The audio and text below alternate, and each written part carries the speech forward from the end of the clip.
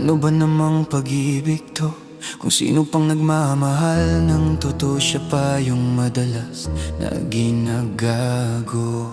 Palagi ko na lang tinatanong kung bakit sa'yo pa nga ba talaga nahulog ang puso kong ito. Kaya madalas nagmumukha nang ang tanga na laging nakamasid at nag-aantay ng pagkakataon. Ngunit sadyang madaya dahil ang panahon at pagtingin mo ay sa iba naman nakatuon.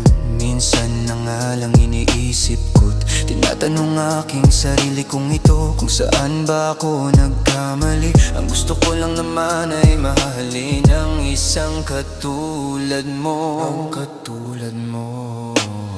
Magmahal ay di mali, nagkakamali lang talaga sa pagpili. Minsan talaga nakakainis na kung sino pang ginugusto mo, siya pa yung di mo makuha. Kahit ipilit kong iba ang gusto niya, wala na tayong magagawa.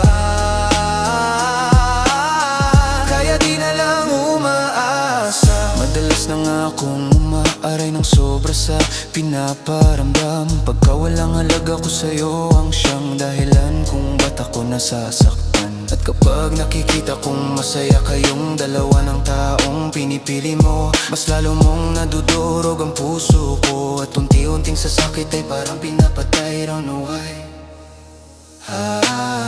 Magmahal ay di mali, nagkakamali lang talaga sa pagpili. Minsan talaga nakakainis na kung sino pang ginugusto mo, siya pa yung di mo makuha. Kahit ipilit kong iba ang gusto niya, wala na tayong magagawa.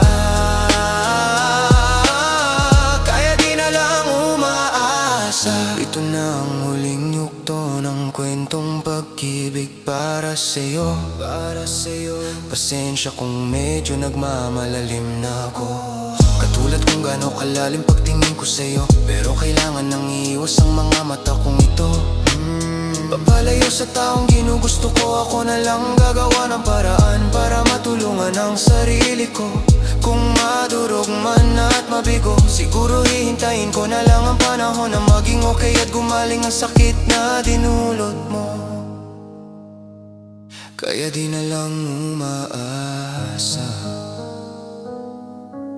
wala na tayong magagawa.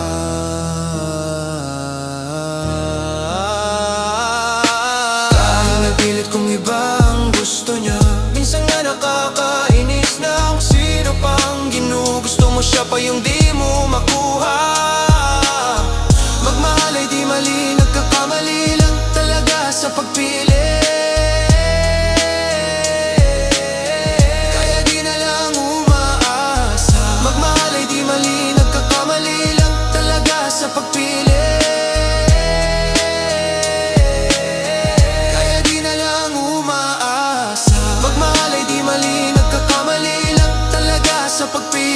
Minsan na nakakainis na kung sino pang ginugusto mo, siya pa yung di mo makuha.